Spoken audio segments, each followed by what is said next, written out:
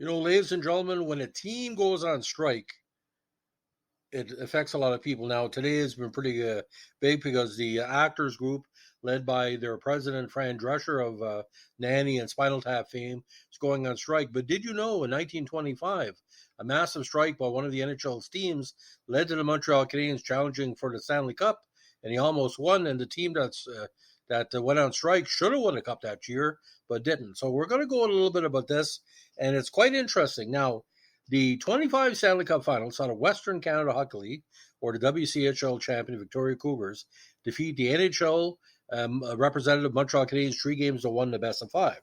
The Canadiens were a substitute NHL representative, as the final series to decide the NHL champion was not played.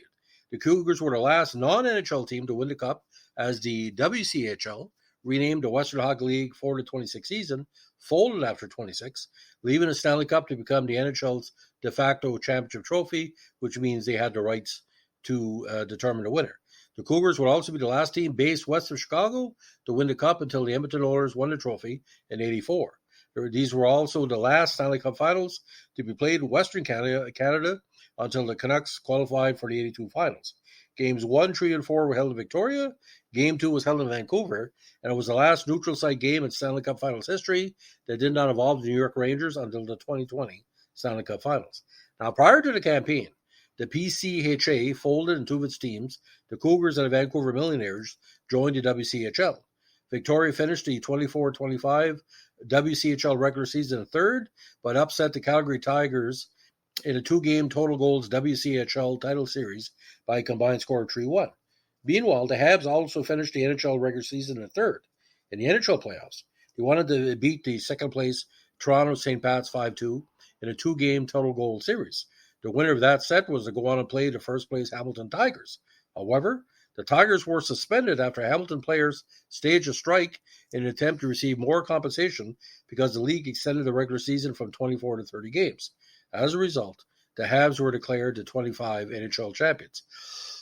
Now, with the demise of the PCHA, the Cup playoffs reverted to a single best-of-5 series to determine the title winner.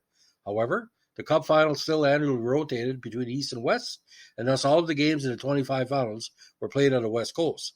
Games 1, 3, and 4 were played at a 4,200-seat Patrick Arena in Victoria. Game 2 was played at the Denman Arena in Vancouver.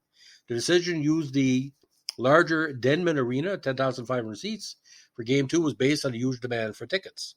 The Cougars jumped to a 2-0 series lead with a 5-2 and 3-1 victories, but the Habs won Game 3 4-2. In Game 4, the great Gizzy Hart scored a game-winning goal in Victoria's 6-1 win to clinch the Cup. Now, Cougars goalie Hap Holmes received a 2.0 goals against average for the series. Jack Walker led Victoria in goals with 4, while Fred Fredrickson scored 3. Overall, 8 different players combined for the Cougars' 16 goals. Again, 5-2, 3-1, 4-2, Montreal, and then 6-1. Now, both teams were full of Hall of Famers, and of course, Leo Dantarin coached Montreal, with Patrick Lester coaching Victoria, with Sprague Cleghorn being the captain from Montreal, while Victoria was Clem Longland. Again, Gizzy Hart got the title winner.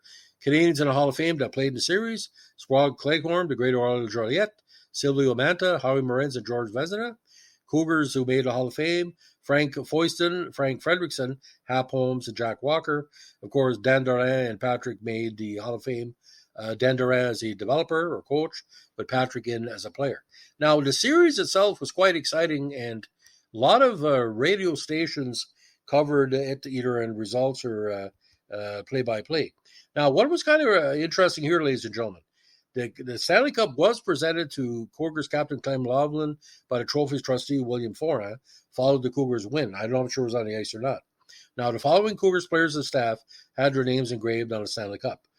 Centers John Jocko Anderson, wingers Fred Fredrickson, Frank Foyston, Wally Emler, Gizzy Hart, Harry Meekin, Jack Walker, Clem Laughlin, Gord Fraser, Harold Hellerson, of course, Garrett goalie Harry Holmes, coaching and administrative staff, Lester Patrick, who's owner, president, manager, coach. Larry Brunel was the trainer.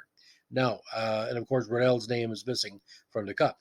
Now, after the series win, a new angled ring with the words "Won by Cougars Victoria BC 25" was added between the original bowl of the Cup and the original first ring in the base. All players and the manager were included on the new ring, but for some reason, trainer Larry Brunel was left off. Now, Victoria players Frank Fredrickson and Harry Haldor Henderson became the first players to win both an Olympic gold medal and the Stanley Cup. Fredrickson and Halderson have been members of the Winnipeg Falcons, who won gold at the 1920 Olympic Games. So a great transition year for the NHL. Ladies and gentlemen, the reason why I'm bringing this up is because there's different names that have been put on the Stanley Cup don't deserve to be there. But in this case, the trainer should have been put on because, Victoria was really, really banged up. But for a lot of people, Hamilton was the best team that year. But because of strikes, I know it's a weird reference, the 25 Stanley Cup to Fran Drescher, what she said today. Great speech, by the way. Check it out. You can't strike. You got to strike at the right time. And that was a bad time to strike. So, ladies and gentlemen, if you like what we're doing with our Vintage NHL podcast, especially the post-World War I era, let us know what a like, comment, subscribe, or share.